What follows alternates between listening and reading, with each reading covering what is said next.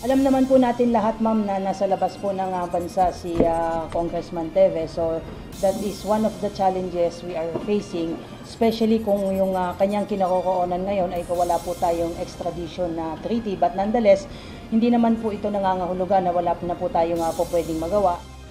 Kumikilos na ang Philippine National Police para maaresto sina dating Negros Oriental Representative Arnolfo Teves Jr.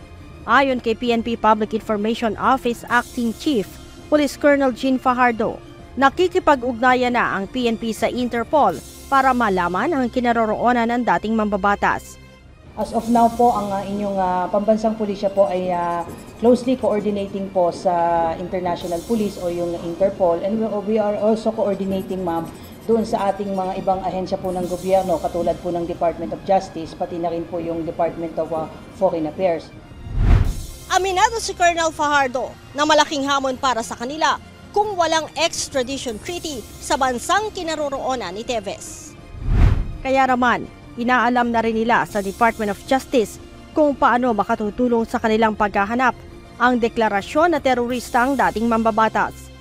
Nag-aantay po tayo ngayon ng advice kung sa ating Department of Justice kung ito nga bang designation niya as terrorist would somehow help us in pursuing our case against Congressman Teves, including yung service of warrants of arrest against him and other co-accused in this case.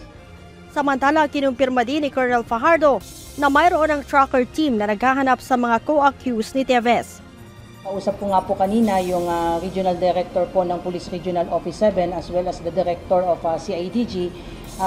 They are pursuing and exerting best efforts to locate the whereabouts po ng other co-accused. Kahapon, inilabas ng Manila RTC Branch 51 ang warrant of arrest laban kina Teves at iba pa dahil sa kasong murder, frustrated murder at attempted murder. Si Teves ang pangunahing suspect sa pagpaslang kay Negros Oriental Governor Roel Degamo. Nea Ilagan, UNTV, News and Rescue. Diyos ang aming sandigan, serbisyo publiko ang aming pinahahalagahan.